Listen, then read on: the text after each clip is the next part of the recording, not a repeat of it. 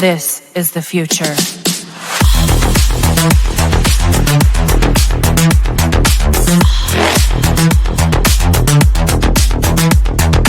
Evolution.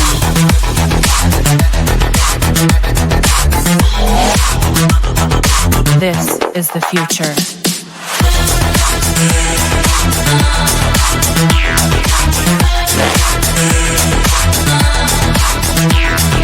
Evolution.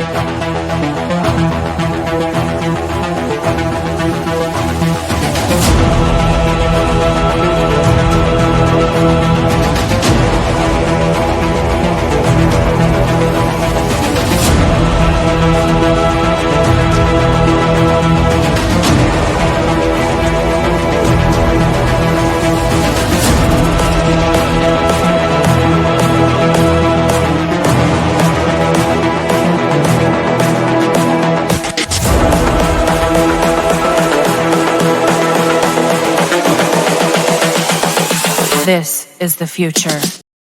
Hey guys, how's it going? Matt from Foulball Productions here. Thank you so much for joining me today. Hope that you're doing well, because I'm doing phenomenally. Thank you very much. This is the 51st episode of the MFer Podcast. That's right, we're over the hump and on our way to 100 episodes. It's a big day. It's a big show, you know? I mean, there's me, there's Mike, and sometimes there's other people on this show.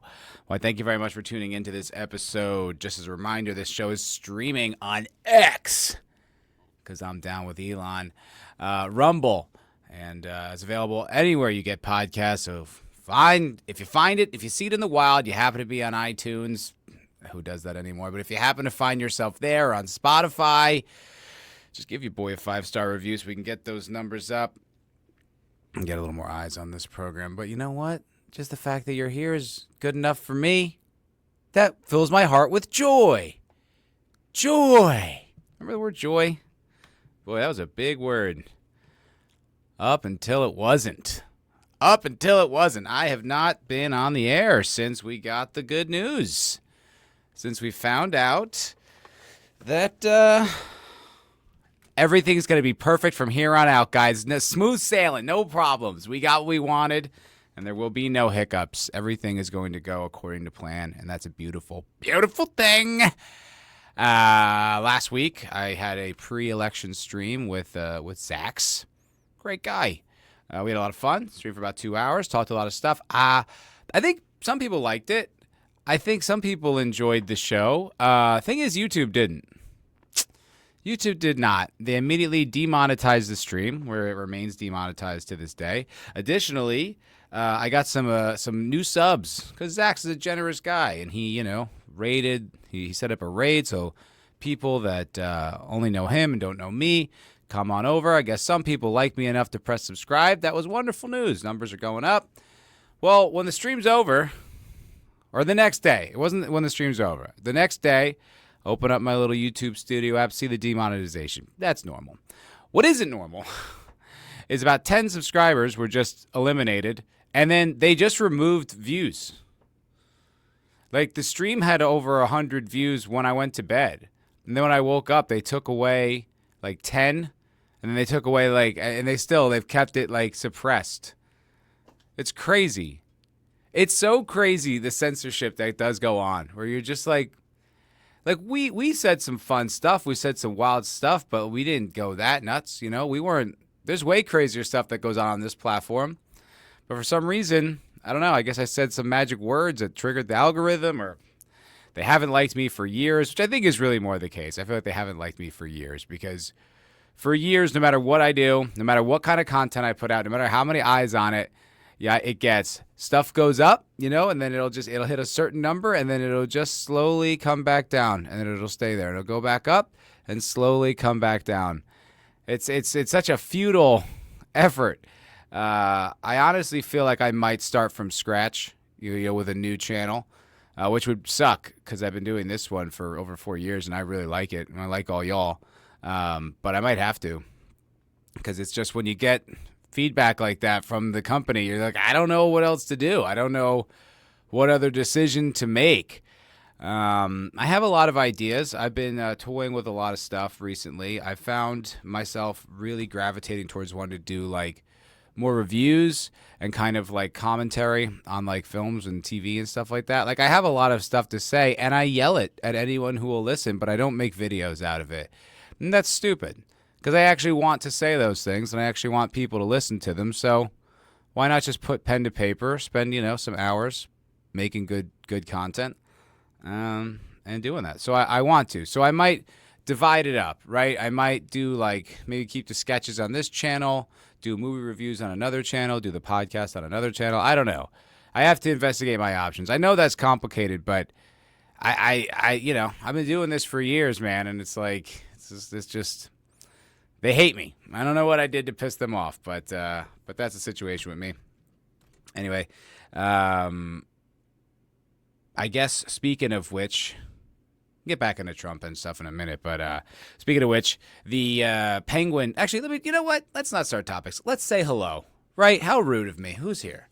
We've got Courtney. Hello, Courtney. Good to see you.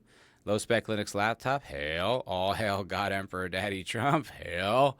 Ascension Dildo also acknowledging the God Emperor has returned and noting that the revolution will be monetized. Very funny. That's very funny. Big Ship, what's up? Yo, hey. Yeah, welcome in, guys. Yeah, it's big, real big. I mean, that was pretty cool. I know it's kind of old news at this point. It's about a week old news, but man, that was unexpected. I did not see that coming. I had anxiety about it all day, to be completely honest. I was like listening to streams, and I was just like, oh my God, it's really here. It's really happening. I wasn't confident. I believed. Yeah, I heard Dave Smith talking about this, and he was just like, he's looking around and he's using his metrics, and everything he's seeing is like, yeah, this is a landslide slam dunk for Trump. What other outcome could be interpreted here? But then like the media and like polls and all these outlets are being like, it's the closest race in history, And then it's like, no, it wasn't. It was a slam dunk. Although, man, I noticed today they found a few more million votes for Kamala there. Last I looked at it, it was something like 74 million for Trump or something like that, and like 69 million for Kamala. And they found another 3 million last I checked. It's just like, wow. But I mean, the losers are definitely the Democrats in this situation, and they've been trying to figure out who to blame, right? They're like, was it the fact that she didn't go on Rogan? Was it the fact that all these alt-right podcasters, I think they don't say that anymore. I think they just say far-right, whatever, I'm trying to make fun of them with their own stupid lingo. Was it their fault, for platforming these fascists? They're trying to figure out all the solution. I think it's quite obvious. I mean, I think you just have to blame those 10 to 20 million Democratic voters who just didn't bother going to the polls this time around. I think you got to point the finger at them. I mean, where did they go? They just didn't show up this time. I thought democracy was on the ballot. Well, I guess not everyone's as passionate, or maybe they were sleepy. Maybe they were real hungover. They went too hard the night before.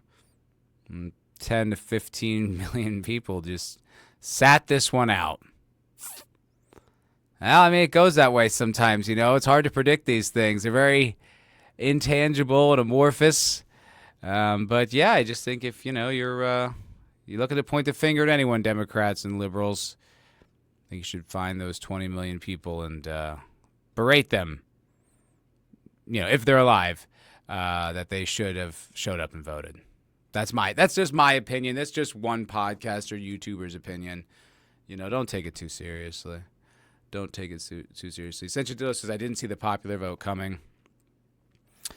I didn't either. I thought it was going to be a little bit more like a street battle where it was going to come down to getting those swing states, and that's what really would have mattered. Crushing the popular vote, although it's not as crushing now, but it's still, millions of votes. Crushing the popular vote was pretty cool. Pretty decisive, pretty fun. And it also just kind of silences any, not any criticism, but a lot, where you're just like, it's obviously, it's the country. And it's funny too, I was looking, there's all the lib meltdowns that are fun. They were very entertaining. I mean, the day after, Wednesday, dude, I was just scrolling those things on X all day. That was great. That was fun, just because they were so entertaining. It was just people just melting down. But then there were these people if you're a Trump voter, if I see you, I'll stab you or whatever. And I'm just that's 1 out of every 2 people you're going to meet, right? That's half of everybody. It's this crazy thing. It's some cult off in the woods or nameless, faceless, feds that walk amongst us. No, it's half of everyone in the country. And if, we're being honest, probably more than half. But yeah, I just thought that was so funny. I'm and it's amazing the lack of self-awareness and the lack of, acknowledgement, personal responsibility they're taking. There's a few people who are being yeah, you know what? Maybe if we alienate everyone who isn't but the purest from our little cult, then maybe we won't have as much influence and people probably won't want to hang out with us quite as much, There were a few people saying that. Most people were not saying that. Most people were just being I can't believe the country's this racist. I can't believe the country's this sexist. You're just wow, dude. You said that in 2016. You know what I mean?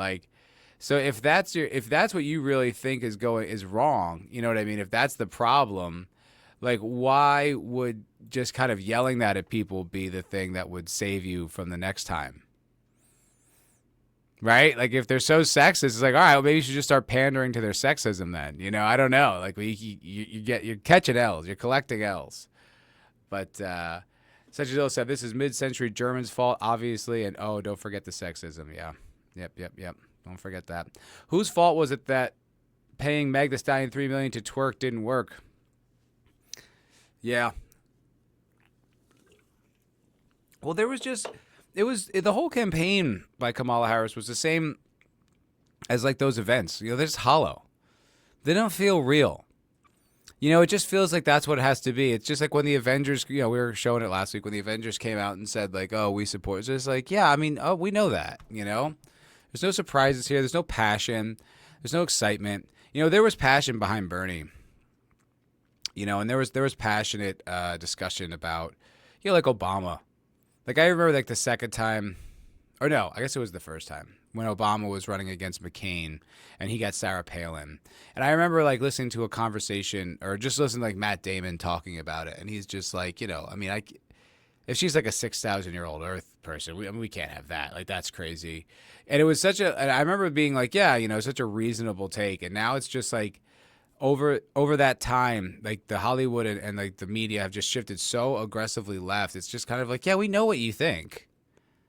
Yeah. Oh, down the line, liberal, cause of the day, a point of view of the day. That's what you think. Whoa, wow. What do you know?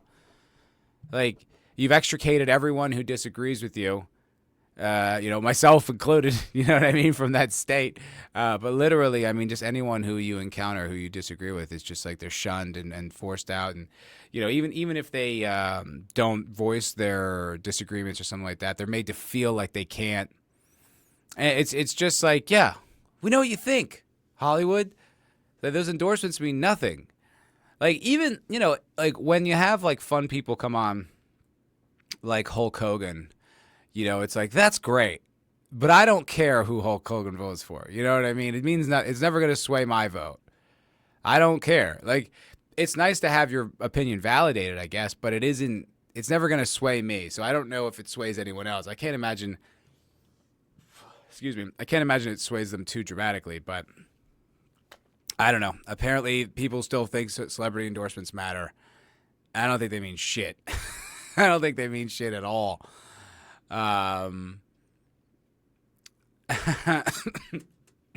Good one, Big Ship. That's pretty funny, my friend. Oh, yeah, all the I'm cutting off my family retarded shit. Yeah, it's just sad. Just sad, you know. It's like I do feel bad for them, those people a little bit, you know, because they have been so heavily indoctrinated, and they are, you know, especially like the women, they sort of like are more likely to capitulate, get along, believe the ideas, especially ideas with a built-in victim narrative. You know, it's just a natural. They gravitate towards that naturally. Like I remember when the first one happened in 2016, like there was this girl in my acting class who had like a breakdown, you know. She was like like she couldn't like breathe because she was convinced that Trump getting in office was going to make sexual assaults go up. Like it's dumb, right? But, you know, at the same time, like I feel bad for this girl that she's been so indoctrinated with all this bullshit that she's meant to believe this, you know? She actually believes the lies and the exaggerated propaganda. Now that's stupid on her part, but, you know, she's stupid. Like she can't fix that, you know?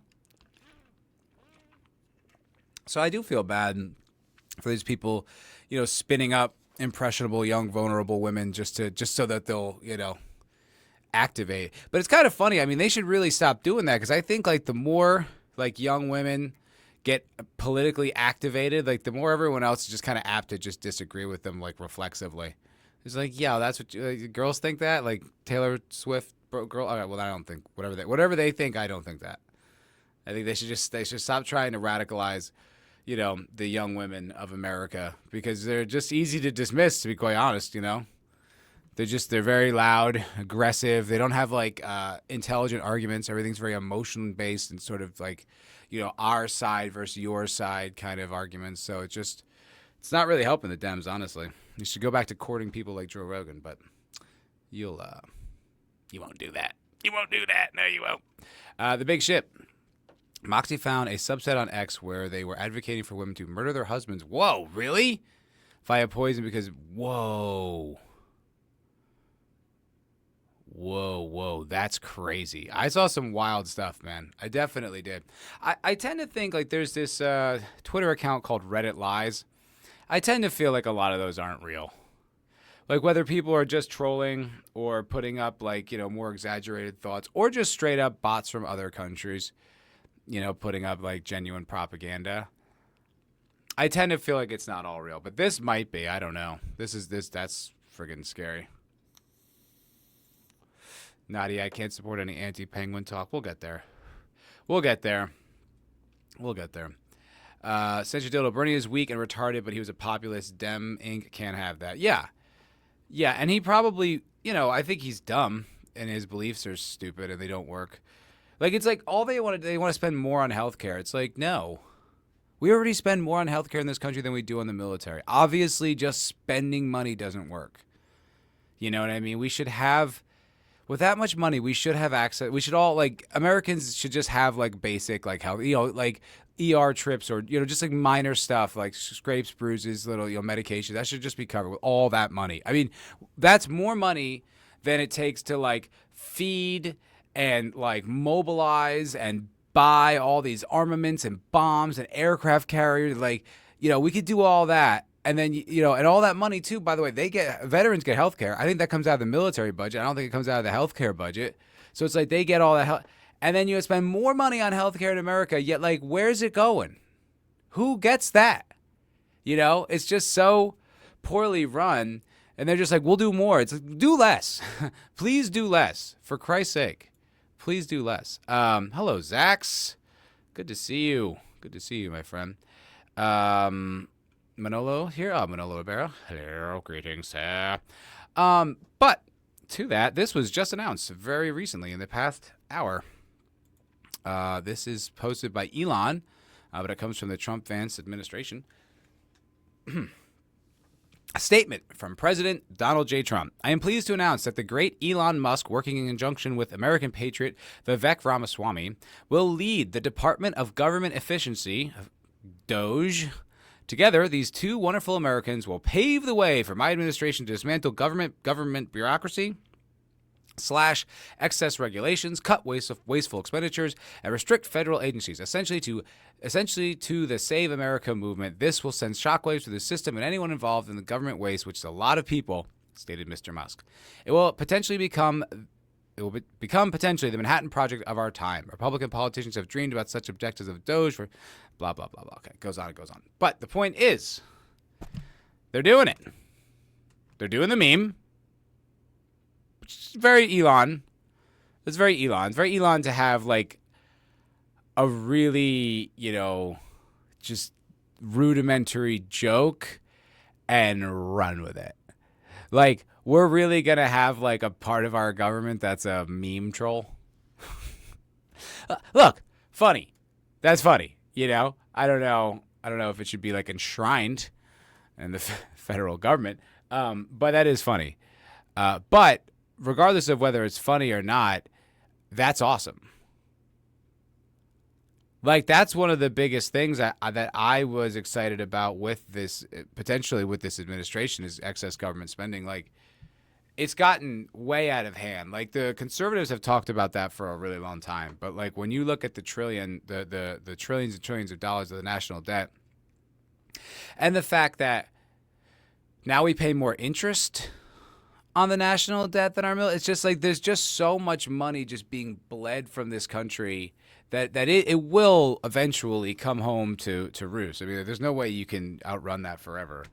And I'm only 39, so I want to make sure that I'm not going to have to pay that bill. And all they ever talk about is doing your fair share, more taxes. Like, no, how about less spending? How about you guys just take that money and light it on fire? I don't want that. And then there's all the bureaucracy. I mean, they're right about the Department of Education. It's not a good organization. There's lots of these government organizations that aren't good. And it's like, if these guys could actually potentially get in there and dismantle it, I mean, that is not something I believed would ever have happened. I'm like, that is remarkably optimistic in a way I didn't really think was possible. He did, I guess, appoint, it was sort of controversial. There's some split camps on today's, exactly, Sentient Dildo. But there was a split camps today on, was it Secretary of Defense? I believe Trump said he was going to assign Marco Rubio as Secretary of Defense. And I first heard about this from Dave Smith's Twitter, and he's not happy about it. He thinks he's a bad guy. And I saw some other people I like putting that out there, not being thrilled. But then there were other people, like more right, like kind of traditional right-wing people, who were happy. I don't know enough about it. I have no idea. Razor Fist wasn't happy about it. I tend to kind of trust what he says on politics. I guess I could do some research and, come out to my own opinion, but it's so hard to, like, research politics, right? Like, if I was going to look up Marco Rubio, right, probably the first thing I'd come across would be, like, his website. And it'd just be, like, a litany of the reasons why he's great. Then it'll be, like, some news outlet that'll be a litany of reasons why he's awful. You know what I mean? And then it's just, like, and so what I have to, like, dig through all the history and come to my own conclusion about, like, every single event. I think that's just, like, why it's, like, you kind of, like, more get wiser with politics over time, because you can kind of observe the scale and scope of things instead of just like having to like digest like a little bit of information and make a decision right then. It's like you kind of have more to pull from. I guess I don't know, but I'm just like I don't know. The libertarians aren't thrilled, but they're also being a little, I don't want to say greedy. But I saw like a post from Being Libertarian on Instagram today, and he's like, if we don't do there's like litany of like unbelievably revolutionary things, like in the first 2 years, it'll all been nothing. And I'm just like, damn, dude, like, look, it's still like a functioning government. Like, you can't just gut it and create a power vacuum and then it gets filled with something worse. Like, this does need to be like strategically accomplished. You can't just destroy all that shit. And, it's like that's there is a bureaucracy to that. There's logistics involved. You know what I mean? You can't just be like, if you got the DEA tomorrow, or the DEA, the EDA, what's the, whatever the Department of Education. It's not like, all right, go home, everyone. And then like the buildings are just emptied. And then, it's like, there's a system. You know what I mean? You don't just fire all those people. Like there's a lot of logistics that go around like this type of shit. So it's just like, all right, we'll get there, but calm down, man. Hello, Gooch. Good to see you, sir. Well, welcome. What's going on, man? What is cracking? Cedric Dildo, isn't Rubio an established Republican? That's what I hear. That's what I understand. He's an established Republican. So, yeah, I guess that's bad. That was the other thing, too, was like that post was talking about how, like, it's like, all right, now we're going to get rid of the corruption because we have Republicans in the House and Senate. I'm like, that's assuming none of those House and Senate Republicans are corrupted. That's stupid because that's almost certainly not the truth. So that was kind of a weird, like, over optimism, too. Like, it's good that you have those, you know, because, like, most likely they'll go with, like, what Trump wants to do. And if, you know, and if Trump's ideas are good, then that'll, you know, accelerate the ability for them to get passed. But, you know, just like, good, they're all Republicans, no corruption. It's like, that's retarded. That's dumb. That's a stupid thing to say.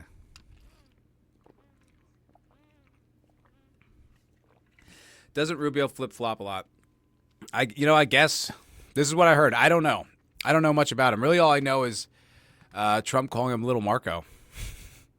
Little Marco Rubio. That's about all I really know. You know, I can't keep too close an eye on politics. There's some people who they can really spend a lot of energy doing it. I get drained. You know, I get bummed out. There's not many things I can like. I spread out my interests. You know, I can't really just stay too much on one. You know, I have ones I go back to more than others, but yeah, I just have to spread things out because if I'm just like living in politics, I'll feel like shit. You know, it will not make me happy at all. Senjin Dildo. Gooch. So he is an establishment Republican. Yeah. Good one. Funny. You know, hey, Senjin Dildo. How do you tell when a politician's lying? Their mouth's moving. Oh, dude. Oh, got him. The big shit. George Carlin opened one of his specials with a great joke that applies to the 4B movement. Have you ever noticed women at the abortion rallies are the ones you wouldn't want to fuck in the first place? That's pretty funny. The thing about that is not true, though. I think that's cope from the right. Or just the non-woke. That's not true. They're always saying that. I've known plenty of sexy liberal women. I've lived in many progressive cities.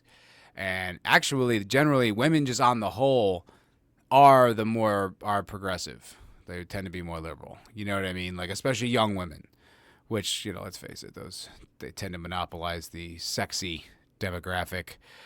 So I know people like to say that. They like to be like, oh, yeah, it's just all the fat, you know, blue hair ones you wouldn't want to bang. It's like, it's not true. It's just not true. There's plenty of, you know, dumb, vapid, progressive, hot girls. They exist. It's sad.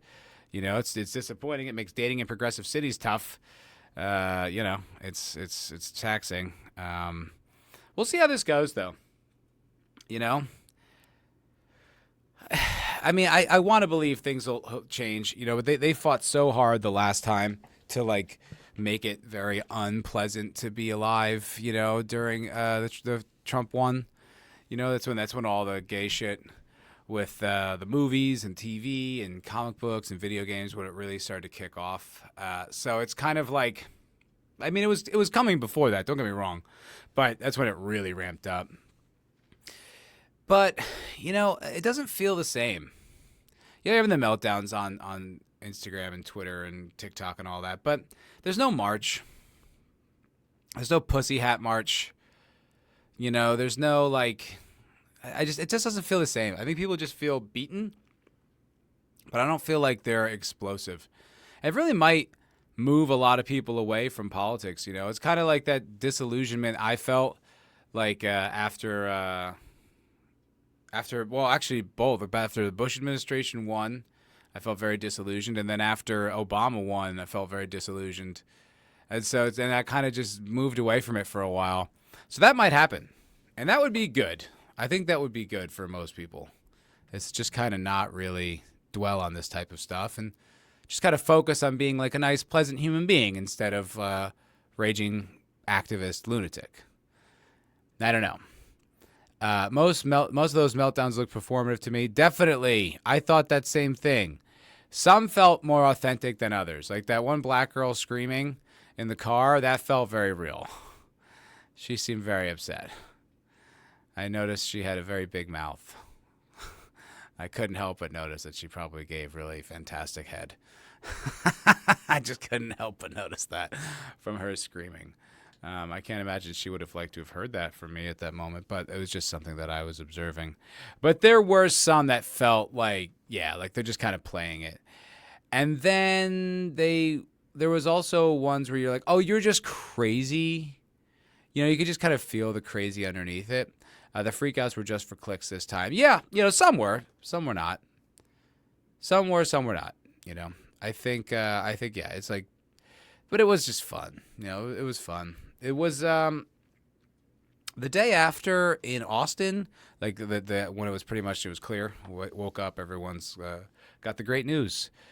It was a little weird. It was just quiet. The town just felt quiet. Yeah, for a city. But I went to the gym and there was no one freaking out. No one was giving me shit. There was no, you know, they were like, hi, how's it going? You know, and it's like, my gym's pretty woke. You know, they got like a trans flag out front, you know, and they're climbers. So it's a little, you know, it's kind of floofy. But no, I don't know. I just don't really see the freakouts happening, you know? I just don't feel, I think it's even in their heart, they kind of know Kamala's bullshit. And the right wing of this country, or whatever this is, has points, you know. They can't admit it probably even to themselves, but I think somewhere in their heart they know. I don't know. So, moving on from politics for a little while.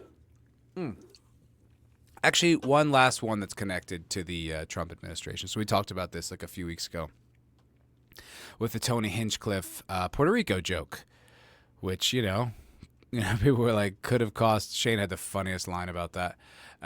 Shane Gillis. He was saying about how, like, so if Tony's joke doesn't stops Trump from getting elected, and then Kamala gets in office, and then Kamala starts World War III, Tony Hinchecliff would have been the Franz Ferdinand of the 21st century. Which I thought was really, really funny. But okay, so here we go. Let's show this. This is Tony Hinchecliff went and did. He does a show called The Kill Tony, and he does it every Monday night, a lot like your boy, at the Comedy Mothership. But he doesn't release it until a few weeks later. So this is the clip. This just came out, but it was recorded just after the infamous Puerto Rico joke. Hold on a second. Ladies and gentlemen, last night I gave a speech. I don't know if you've heard about this. It was a speech about free speech, believe it or not. And I'm currently under attack. I'm the news. I don't know if you guys know this, but on my speech on free speech, I referenced Puerto Rico, which currently has a landfill problem in which all of their landfills are filled to the brim. I guess I'm the only person that knew about this, unfortunately. And with that said, I just want to say that I love Puerto Ricans. They're very smart people. They're smart, they're street smart, and they're smart enough to know when they're being used as political fodder. And right now, that is happening. And I apologize to absolutely nobody. Not to the Puerto Ricans, not to the whites, not to the blacks, not to the Palestinians, not to the Jews, and not to my own mother, who I made fun of during the set. Nobody clipped that. No headlines about me making fun of my own mother. Perhaps that venue at that time wasn't the best fucking place to do this set at. But in any matter, to the mainstream media and to everybody trying to slander me online, that's what I do. I go hard, and that's never going to change. Who's ready for the best? So I like that a lot. I like that a lot. That might not seem like much because he won, right? So it doesn't matter. But comedians apologizing for jokes is honestly like a kind of a thing that is worth paying attention to, because the request for the apologies really is not you hurt my feelings and please apologize. The request for the apology is capitulate to our worldview or there will be consequences. That's what it is. I mean, it's just like, were you talking against the state? Were you talking against the state? It's like that. And for years, comedians were pressured to apologize. Some didn't, right? Shane Gillis did not, famously, and became very successful. But just recently, I think in the past 6 months, maybe a year, David Lucas, pretty successful Kill Tony comedian, did apologize for like a George Floyd joke. And look, that's his right. He can do whatever he wants. But it has gotten to a point now where I think like it's so far pushed back against that it's not like a thing anymore. That doing comedy is just widely known that this is what it is. And you can say whatever you want, do whatever you want. And I think, like, at this point, if you're apologizing, you're just kind of admitting you care more about the industry or, whatever political connections you have than your jokes. The thing with this one is, this is a big one, because this was on a big stage, right? I mean, the fate of the world was in the balance. And, the backlash wasn't great. I think it was Papa Cotton who DM'd me, and he's like, I bet Tony's thanking God for that fucking squirrel. And I was like, yeah, I think that's a good point. Yeah, I think so. Because it was not looking great. The media was running with it, and it was just the kind of fuel the opposition needed. And it would have been easy, not even politically savvy, to say something, and even kind of Trump distanced himself from it a little bit. Trump administration distanced itself a little bit. They danced around it. They were kind of like, I mean, he is a comedian, they were, but, we didn't know he was going to say that, blah, blah, blah. But him just immediately going out and being like, nah, that's what I do. That's who I am. I'm going to continue to do that is awesome, because what that does is it gives the story's over. There's nothing else to say. He doesn't apologize. What are you going to do? Are you going to take his show that he built from the ground up from, like what, you could convince Joe Rogan to let him to stop doing it at the mothership? Not going to happen. You could try to get rid of it on YouTube, but the backlash would be so tremendous. It's like, yeah, like he doesn't owe you shit. He doesn't have to apologize. And nor should he. And I think that is good. Because you saw for years people would do that. They would apologize, and it would almost make it much worse. And I know this is not exactly novel point, but this is a big one. This is big, and it's a big example of like being in a tight spot with a joke you said that, admittedly, is not like the funniest joke in the world, but it could be, it's like more offensive than funny, kind of arguably, whether it was about the trash or not. But for him to stand strong, I think that just sets a great example for like free speech moving forward. Exactly. Submit. Lucas is mid as fuck. I agree. I'm not a fan or anything like that. I don't really care, but it's like he did do it very publicly and did kind of, bitch out. The Big Ship says, Shane apologized, Matt. Lorne Michaels basically forced him to send out a tweet. I'm a comedian that pushes boundaries was a phrase. He regrets it to this day. Yeah. I think I know what you're talking about with what Shane said. I think he was simply just acknowledging that people were upset by it. I don't think it was like a straight up like apology. Maybe I'm misremembering history.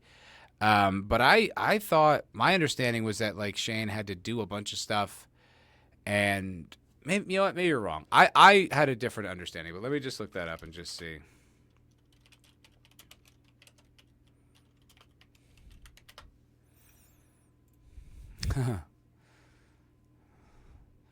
Just quickly Googling it. Gillis apologized but expressed... I don't see any... Oh, he deleted the tweet. And apologizing, he now deleted the tweet. He said he calls himself a comedian who pushes boundaries that sometimes miss the mark.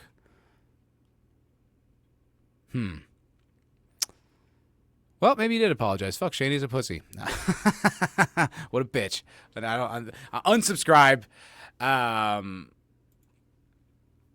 Yeah, well, okay, I understand that there was more that he could have done. Like, he could have groveled more, or he could have put out, I think it was like, they gave him like a lawyer statement to put out, and he didn't do it. He said he'll do like his own version or whatever, but that wasn't good enough, and that's why I think ultimately he didn't get the gig. You know, like I said, it all worked out for him in the end. But maybe even Shane's just an example of just like when you apologize, how it doesn't matter, you know? And I just think that this this is like a momentous moment. Stupid thing to say. This moment is momentous. What an asshole. But it's an important moment in history of the apology culture. I mean, that was a thing for so long. Like Opie and Anthony, when they were together, and that was, you know, they ended it in 2014. They used to have like an apology counter. And they would, like, every single day, they would find someone who had to apologize for a tweet or a statement or something taken out of context or whatever. And that was in, you know, the early 2010s. And then it just ramped up from there. And it became like a part of our culture, like apology culture. And I just think the fact that Tony just was like, no way, man, I'm not even considering apologizing is like so badass and, you know, could be the nail in the coffin for all that bullshit. I don't know. I truly don't know.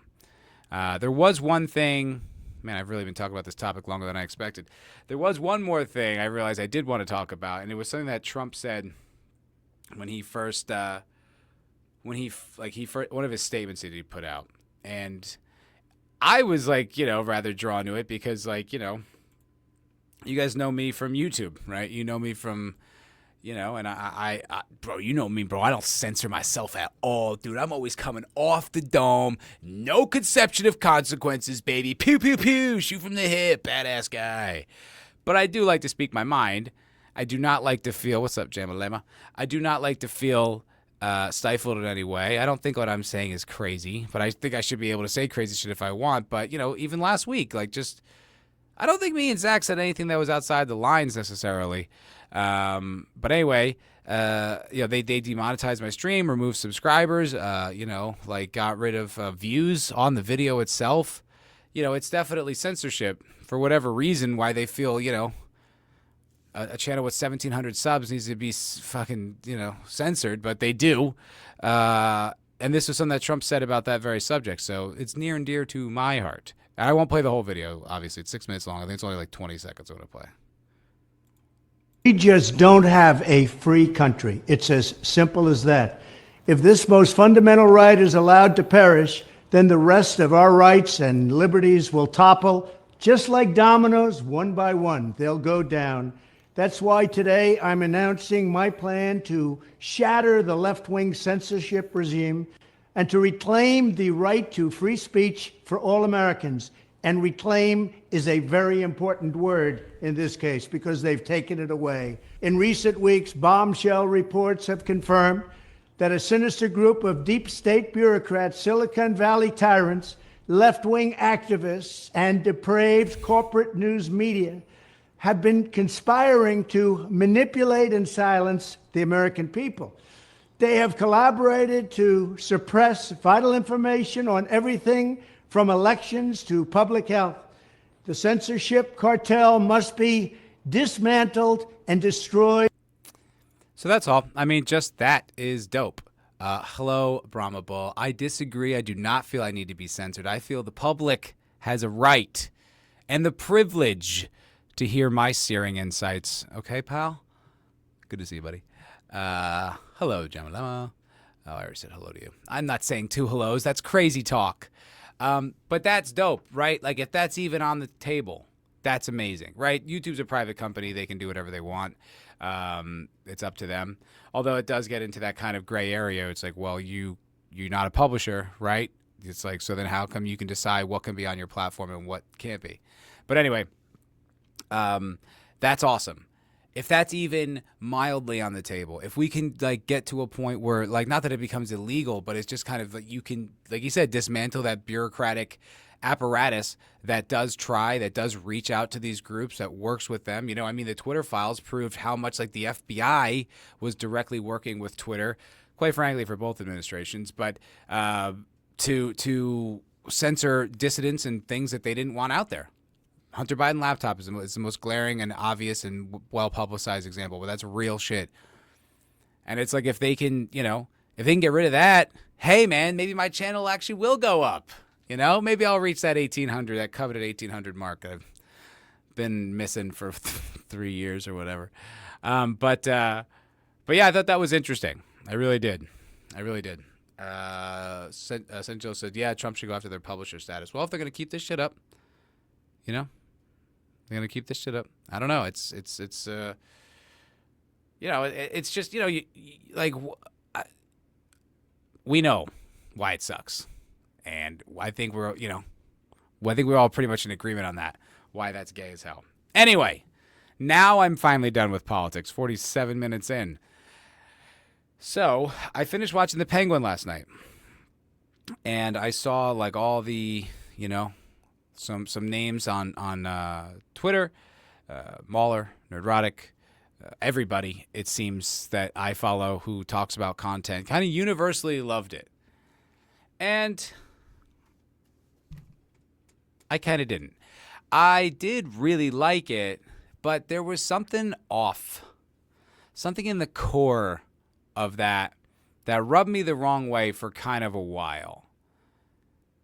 And I feel like, in a way, it kind of reminds me of the way they deconstructed Joker, right? You had the Joker movie, the original Joker movie, where at the end, you know, you're empathetic to this villain, and you're just like, yeah, cool, that was dope. Like, it's like you can recognize functionally that's a bad guy, but you're rooting for him. I feel like in this show, they were trying to make sure that couldn't happen. I think they start you off by rooting for him, and then they give him like a relatively sympathetic background, and then they just deconstructed that brick by brick throughout the whole rest of the show, and I didn't like that. I don't think that's how you tell stories. You know, you're following a protagonist, right? So I'm invested in the protagonist, and my you know, whether he's a bad guy or not, you care about what his journey is. And I'll give you a great example of a show that did this with a villain, or as a movie. It's called The Talented Mr. Ripley. It stars Matt Damon, and Matt Damon is this kind of like weird, kind of like nebbishy, like sort of, you know, like meek is the word, guy who's kind of like a con man a little bit in these upper crust societies in like kind of fancy New York. And he goes to, I forgot exactly why, but he ends up going to Italy and meeting up with this guy played by Jude Law, who's like this real like effortless, confident, wealthy, successful young kid. You know, he's handsome. He's got a beautiful girlfriend. And Matt Damon, like, you know, was kind of like enamored with him. Also, like, emotionally and just sort of like as a guy, but also sexually. And so they become friends, and Matt Damon creates all these lies to, like, you know, create this friendship with him. And then eventually he ends up killing him in this kind of like jealous, angry sort of explosion. Well, then the rest of the movie is him trying to elude the authorities, and then he kind of ends up like adopting like Dickie's life and pretending like he's him, and he commits a few more murders, and it's like the whole movie you're following him. So when like people are going to catch him, which is what should happen because he's a bad guy, you as the audience are like, oh, you don't want him to get caught because he's your protagonist, right? And that's what's so cool about a movie like that, where you kind of reflect on it. You're like, damn, that's fucked up, you know? Like, they had me rooting for this guy who's like a murderer, and it's like the tension comes from he might get caught. Like, you meet Philip Seymour Hoffman, and that's Dickie's friend, you know, Jude Law's friend, and he's immediately on to Matt Damon. He's just like, there's nothing wrong about this guy. Like, I don't like him. I'm going to just be mean to him right away. And as the audience, we're like, oh, fuck this Philip Seymour Hoffman guy. It's like, but he's right. You know, in the normal world, if you were in that situation, he's the correct one. You know, he's sniffing out the sociopath, the deceptive one. In this show, they don't do that, right? In this show, you see it from his perspective, and then it somehow like it detaches from his perspective, and then it just spends the rest of the show showing you why he's such a piece of shit. And that doesn't make any sense because he's the protagonist. So we're seeing the show from his eyes. So he doesn't see the world this way. You know, he doesn't see himself as this person. Like, it was like they suddenly went from seeing it from his perspective to now seeing it about him. It was inept. What they should have done, if they wanted to tell that story of this deconstruction of this, like, powerful crime lord into, like, you know, who he really was, they should have done it through the kid's eyes. Was it Nick? Vic? Should have seen it through Vic's eyes, right? And we didn't. He's in the show, but you should see it through Vic's eyes. And you should see Penguin as the way he wants him to be seen, as this tough guy who comes from a bad neighborhood and is really just trying to make good. And then slowly, through Nick's eyes, we see the Penguin deconstructed.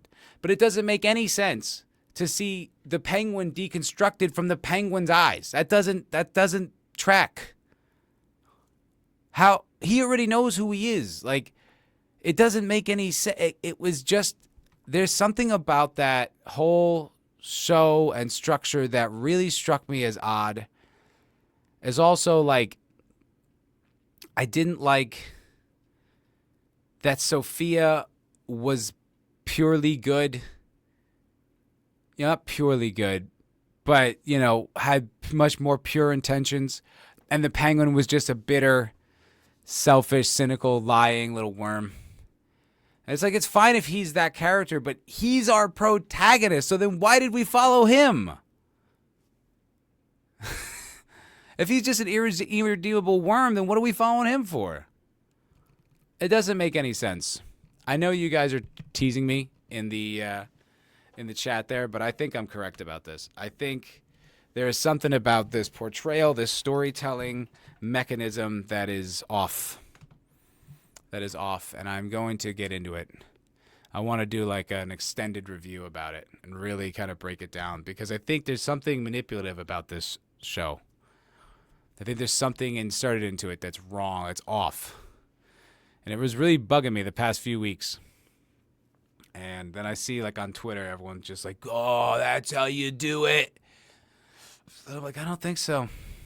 I mean, it's better than most of the stuff we've gotten in a while, but there's something really weird that happens when the departure in the middle and, oh, Sophia's innocent. Oh, is she? Mm-hmm. Just, I don't know.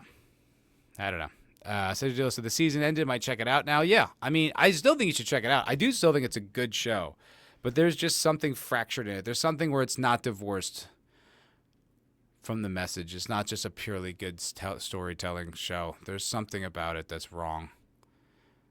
Now I'm gonna get to the bottom of it. You hear me? You hear me, Hollywood? I'm coming for you. There's something about it that just bugs me. But you know. Gooch loved the last episode, gave it a 10 out of 10. How many fucking times is this guy gonna get kidnapped? Jesus Christ, he got kidnapped like 6 times in this show. He's a real tough guy. Gets a little annoying. Too many chicks in the show. Ha ha, Zax, I see your joke. The finale didn't ruin the show. I didn't say it ruined the show. It didn't ruin the show. It just sort of betrayed their true intentions. Which is to almost like antagonize you for being invested in their protagonist. It's like, see, he was a piece of shit the whole time. It's like, you wrote the show. Why did you have me follow him then? Have me follow Vic the whole show. You justified his position in the beginning as being a reasonable guy. And then you're like, he wasn't though. And like, okay, you wrote it though. Like, it's like you're giving me shit for believing your storytelling. I don't understand. I don't know. There's just something that's wrong about that show. It feels like that same. It feels Joker 2-y, where it's just like, oh, you like the villain? You're dumb for that. It's like, I liked your show that you wrote, you retard. I didn't misinterpret your work. I don't know. Let's unpack this criminal. Ha ha ha. Ha ha ha. It really was a scorched earth. Yeah, it was too much too. It also made him seem so fucking petty. Like, and like, I was thinking about it. There would have been ways to have handled certain things that would have been like, okay, he's justified in feeling wronged by this, but then he has a real extreme overreaction, which shows what a psychopath he is. But this, they didn't really have that. He just was always just kind of petty, selfish, weak, and just did what he wanted. It was just like, it just was unjustified and unearned. And I think everyone's like a little caught up in how great it is right now. But, you know, once the powers that be in the nerd sphere agree on something, that's it. It's good. It's officially anointed as good. It is now gilded and put on the wall as good. And don't you dare disagree. Finale was rushed too. I thought that too. I thought the finale was rushed. I thought it was all like, even at the end of the last episode, I was like, how are we going to wrap this up in one more episode? We feel like we have a lot to do. We'll check it out. Now I'm rewatching Gomorrah. Wait, did I see that? That sounds familiar. All I can think of when you say Gomorrah is the casino in New Vegas. That's all. That'll come to mind. I love the Penguin, but whatever. I'm glad they didn't do the sympathetic villain thing. He's a monster. And yes, he's got pretty lucky with his escapes. It's not... So I see what you're saying about the sympathetic villain thing, because they do that. But what they're doing, it's like a person can be sympathetic and evil. You can be sympathetic to a person and also recognize that they need to be killed. Do you know what I mean? Like, it doesn't have to be... Just purely having sympathy for someone doesn't mean that they're now correct. Like, there's certain things that, it's like you can be sympathetic for Germany in the 40s because of how much they got shit on after World War I. That doesn't make them right. You know what I mean? You can be like, yeah, they went through a lot of hardships. They lost an entire generation of men. Their economy was destroyed. They had to pay back all this money. They were beaten up. They were sad. They were angry. They were upset. I'm sympathetic to that. That doesn't mean you start a world war. Do you know what I mean? Like, that's what I think they could have more articulately done. Is you could be like, yeah, it's fucked up about that happened to you. It's but it's like, that doesn't mean you kill all the, it's just like, it's almost like Sophia had better characterization than he did and better motivations, right? You felt like, oh, she was genuinely wronged. So then when she does something extreme, you're like, I mean, yeah, from her perspective, that's the right thing to do. It doesn't make it right objectively. It's just from her perspective. So I just don't know why you introduce me to him and then make him absolutely no sympathetic. And you're just like, he's bad. And you're like, yeah, okay, but he's the protagonist. You know what I mean? Like, why would you make me follow him then? Like, I know he was bad. He's called the Penguin. He's a Batman villain. It wasn't like I was ever rooting for the Penguin. You know what I mean? Like, I'm not on his side. You put me on his side with your framing. And then you betrayed that by the end when you're like, nah, the whole time he's a real bad guy. It's just like, all right, then why didn't we follow Vic? Or why didn't we follow Sophia? Like, why are we following the villain of the show? But you framed it like he's the protagonist. It's bad. I think that's bad storytelling. And I don't think I'm wrong about this. The more I'm talking about it, the more I'm convinced. But anyway. Right. Yeah, okay. Yeah. Was there a movie about that too? Did that start as a movie, Sentient Dildo, and then turn into a show? Because I think I've seen the movie. If I'm thinking of this correctly, and I think that I am. Exactly, Zax. Can't be all bad, right?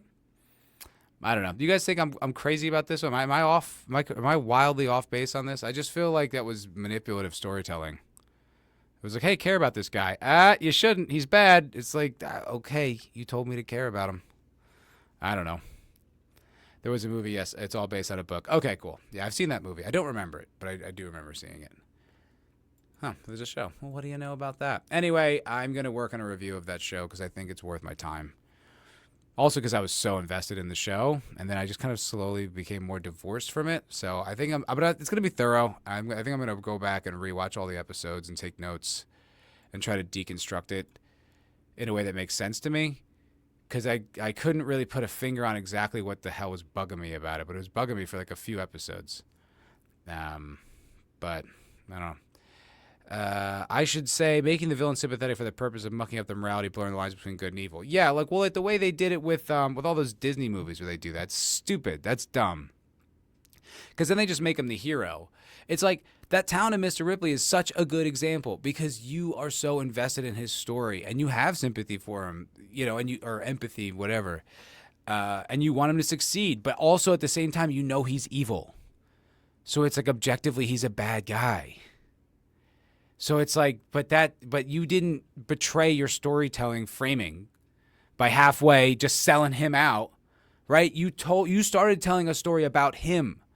So I am now invested in him by the very nature of you're telling the story about him. That's how storytelling works. Why would you tell the story about him only to deconstruct it and destroy his, all the reasons you thought he was good, he wasn't?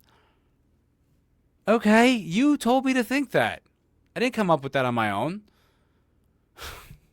I really felt like they were trying to overcorrect for everyone liking Joker. And this came out within, a month of Joker 2? I feel like it was the same thing. I feel like they didn't, I know, which is like dumb.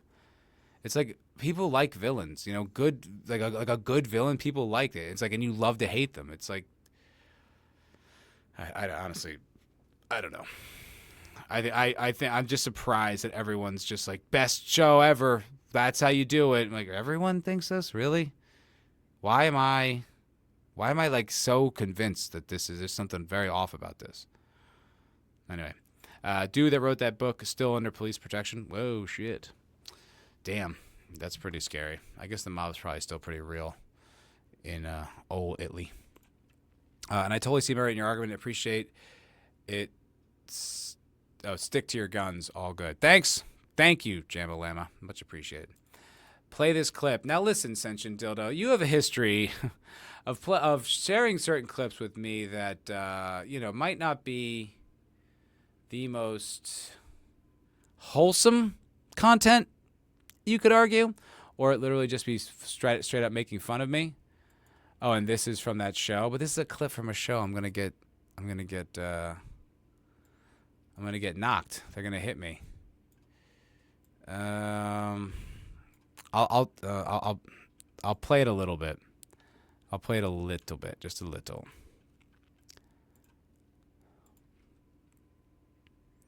And okay, this is from Sundance. Oh, okay, oh, muted.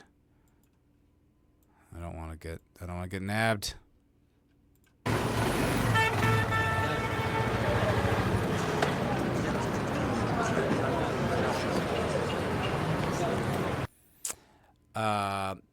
It's definitely more to discuss. Gooch is starting. Hopefully, catch you soon.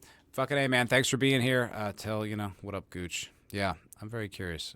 Maybe I'll go check out his channel when I'm done here and see what he's got to say about it. I think I'm right. I think I'm right about this one. I think everyone's a little caught up in the hype right now. Ehi, dove? Qui, Ciro. Buongiorno, Gigi. Buongiorno, Ciro. Caffè? Ciro.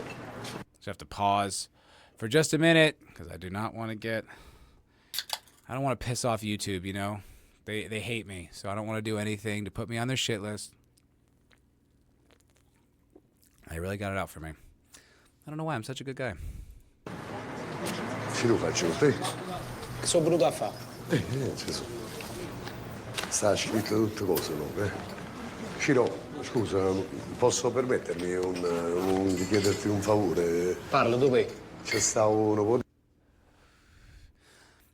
And this, I guess, is based on true events, Sentient Dildo, because that guy who wrote it is in protective custody. Maybe what's the story with him? Did he used to be in the mob? Is he a stool pigeon? Is he a stoolie? I don't like stool pigeons. I was listening to this guy. Shit, he was on the Boys Cast this week. I can't remember his name. He was pretty cool. Interesting guy. He does documentaries about, like, cartels and mob guys and all this stuff. And he's like, look, the truth is, and I don't know if this is true, like, in Italy.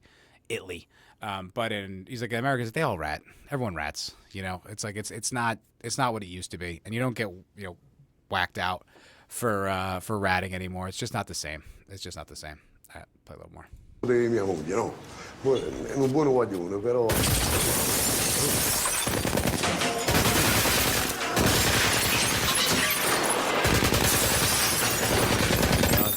Cover your eyes, kids. Oh, is that a grenade? Oh. Oh. Damn. That was a thorough ambush. Thorough. Wow. Huh. That seems worth seeing. That seems good. I'll have to check that out at some point. Yeah, based on Gomorrah wars in the early 2000s. Oh, dude who wrote it wasn't a gangster. He was from that neighborhood. Oh, that's interesting. Oh, that's cool. Oh, that sounds good. I'll have to check that out. I'm currently watching another crime drama. I'm in the throes of it. I'm watching Westerns right now. I have this plan. So I watched Unforgiven like a few weeks ago, and I was like, that was amazing. I saw it, I think, when I was in college, and back then, like, I was an actor, I was an artist. And so I was consuming like a movie a day, sometimes more than that, and just burning through and trying to get to, so much knowledge and listening to audio commentaries and reading articles and watching videos and just consuming information as much as I could about it. So I watched that movie in that period, and I remember being like, yeah, cool, whatever, and just moved on. And this time when I watched it, I was like, that is so beautiful. And it was such a cool story and tragic and sad and dark and scary, but also like this cool homage to everything Clint Eastwood did in his Western career and how like big it is, but also how intimate the story is. Unbelievable. So it sent me down a path where I'm like, all right, you know what I want to do? I want to watch all of Clint Eastwood's Westerns and then do like a video about it. Like one of those kind of clickbaity ones where it's like, I watched all of Clint Eastwood's Westerns. Here's what I think or whatever, So I started, so I'm going to go down the whole list. There's like one or two I'm going to leave out because it's like he has like a bit part in it. It doesn't really count. But I'm going to try to go down them all. But I got a spoiler for my first video. I watched Hang 'em High. Has anyone in the chat ever seen Hang 'em High? It's a totally standard, really interesting, normal, like, Western, right? It's like any other Western from that era. It's just about a guy who, like, is in the wrong place at the wrong time, gets lynched, right? Survives, then becomes like a marshal of the Oklahoma Territory and kind of spends the rest of the movie getting revenge on the guys who tried to hang him, right? Totally standard story. And it all goes along according to that path. Until the third act. And I don't know what studio executive decided to absolutely massacre this movie, but they did. It is insane what happens in this movie. What's up, Papa Cotton? How you doing, buddy? It's insane. So it's like there's this big thing where he's got to get these guys back into town, and you think it's going to all go wrong, and then like he gets them and then like hangs them, and then he gets ambushed by like the bad posse who's still left over, right? And he gets shot and he gets in the hospital.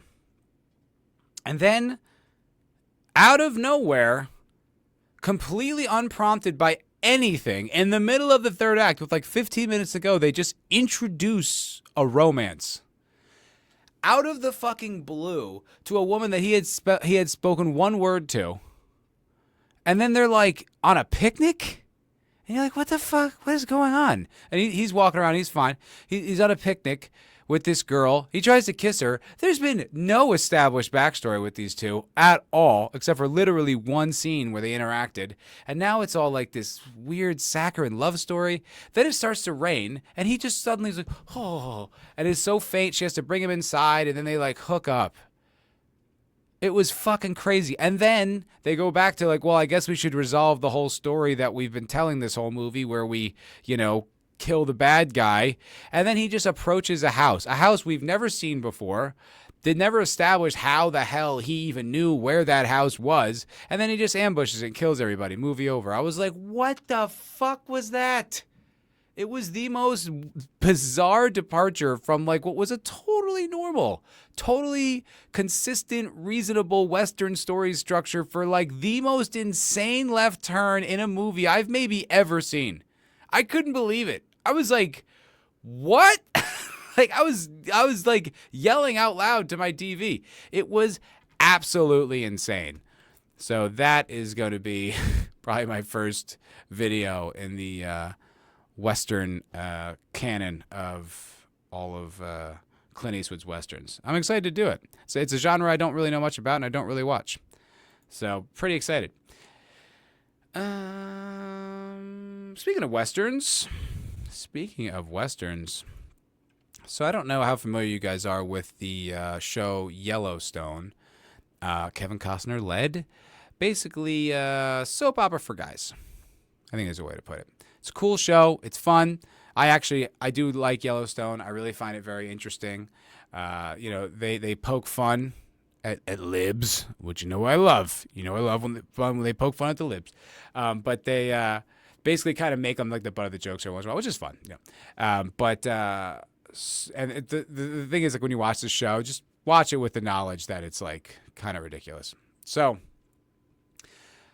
Kevin Costner and Taylor Sheridan, they're like the big names. Taylor Sheridan is this powerhouse who makes Yellowstone, Tulsa King, Mayor of Kingstown, like all these shows. They're all great. They're all on at the same time. It's just like he's, and somehow like they're not gay, they're not woke, they're all really good. It's just like, who is this guy, Taylor?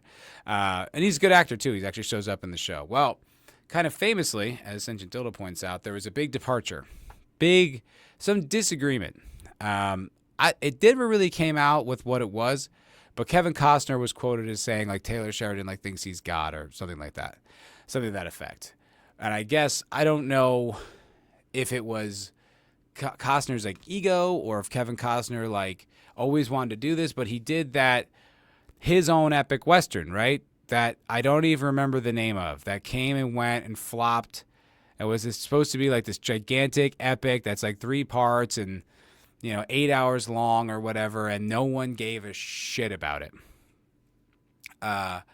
And so it looked like, I guess from that I guess it was kind of Kevin Costner being like, it's like if you sort of look at the outcomes, right? It's like stick with the show that's like kind of revitalize your career towards, at this stage in your career, finish that out with Taylor, or go do this unbelievably epic Western that no one asked for, that no one really wants anymore. Like the thing is like Yellowstone's like not like a Western necessarily, like it's set in that world, but it's really more like an action show like Breaking Bad, just sort of set in the world of this ranch. It moves. It's got a lot of pacing. As I understand it, Kevin Costner's movie does not. And Cinderella pointed out that, yes, his ego got checked. And so that movie spectacularly flopped. Well, the news story is, I guess Yellowstone new season just premiered, and they take the John Dutton character, who's like the patriarch of the family, kind of the glue of the family, who's, weathered all these proverbial storms throughout the years, and like his father had to deal with it, and his father's father before him, and people always try to take the ranch. Well, I guess the way they decided to deal with him was he just killed himself. Yep. He just ends his own life. Did they not talk about, I did pick the wrong article. I'm an idiot. It was the Decider article. Sorry everybody. It's my bad. I apologize. But yeah, I guess we don't even need to read it. But yeah, they just decided to just have, that's how he dies. They're just like, yeah, no, John Dutton pettily killed himself. What the fuck, man? They both look like dickheads. I know. Yeah, I know. I don't know what the framing is, but like, what's the justification that could possibly have? Like, why would you do that? Yeah, right? Lame as fuck. Pretty gay. Pretty gay. Yellowstone is a mafia show. Yeah, it is. That's totally the tone of it. It's just mafiosos with cowboy hats. Yeah, That's exactly what it is. Because that's totally in his character, lol. Right, exactly. Exactly. Let me see if I can't pull that article up. Yeah, he survives getting shot 12 times, but then kills himself. Yeah. Yeah. And like his whole thing is like fighting to keep the ranch, to keep it in the family and all this stuff. And that's his whole energy and how tough him and the Duttons are and how many years they've been there. And then that's just that. It's like, that is ridiculous, man. That's just like, that's like on par with the way South Park got rid of Isaac Hayes, got rid of the chef character. Because he didn't like when they criticized Scientology, so they like destroyed him. It's like the same thing, but not funny. All right, let's see here. Okay, Yellowstone wasted no time at all explaining Kevin Costner's absence from the second part of season 5, which premiered Sunday on Paramount Network. Much to the shock of fans everywhere, the opening moments of the episode revealed John Dutton died by suicide off screen. Off screen, even.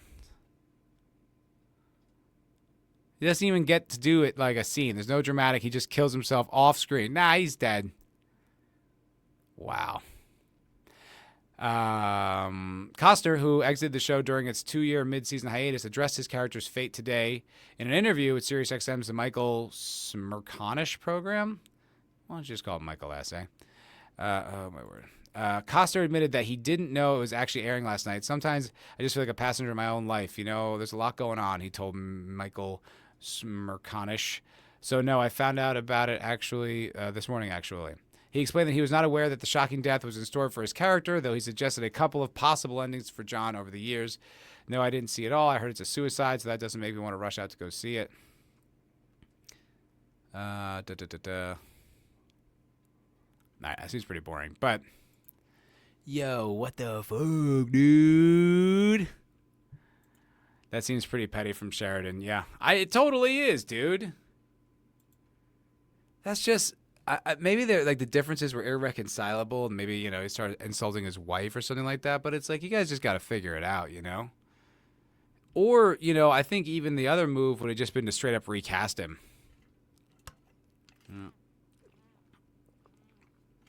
Just have a completely different character play him.